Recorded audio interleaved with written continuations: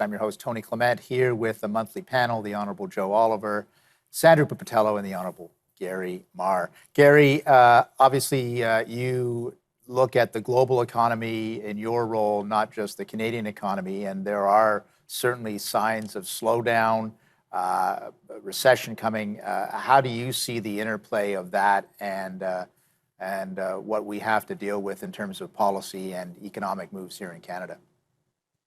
Well, one of the things that I'm most interested in is what's going on in China, because China's a huge part of the global economy. As they've come out of their COVID lockdowns, it's been a real challenge in China. They may be able to express some growth through their domestic economy, but their supply chains are still broken. And so the result is going to be that, it will have an impact on Canadians, on North Americans.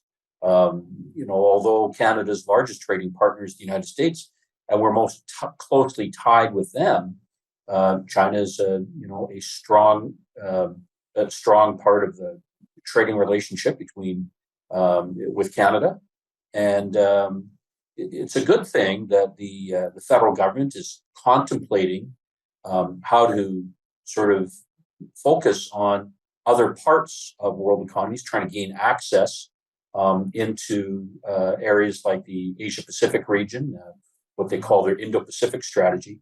It's a 26-page document, but it's not much of a strategy. And there's a lot of language in the document itself that says, to be determined or not yet developed.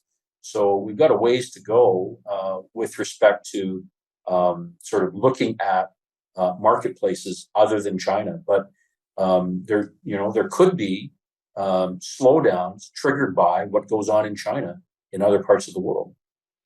Sandra Pupatello, you're a co-founder with me of our reshoring project looking at supply chain resiliency. Do you see a continued emphasis in 2023 on supply chains and what it means for Canadians? Well, I think the worst of the supply chain breakdowns might be over, but it's by no means smooth.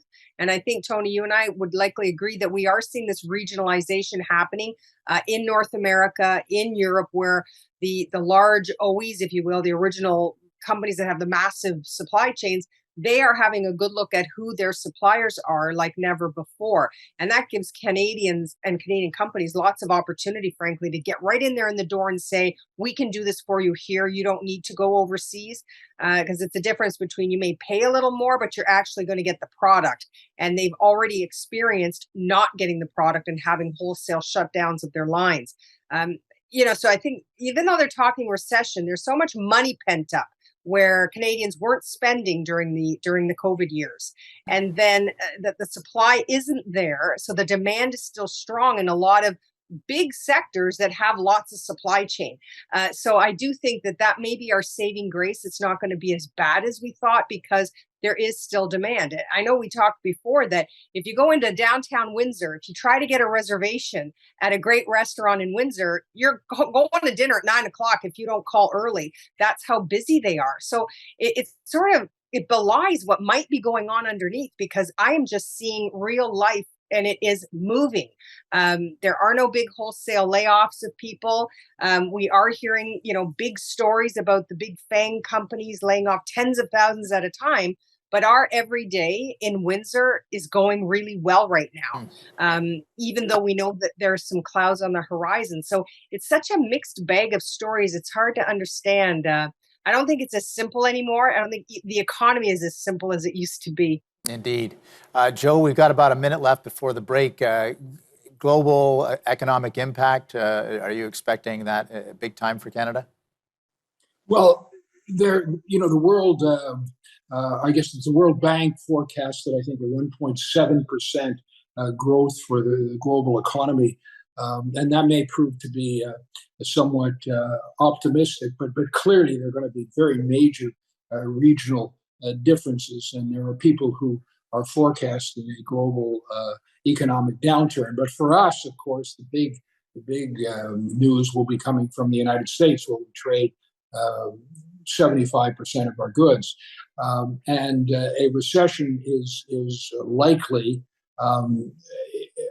I would say, and overall growth for the year is going to be, pretty small, sort of almost minuscule, and that will affect our exports, of course.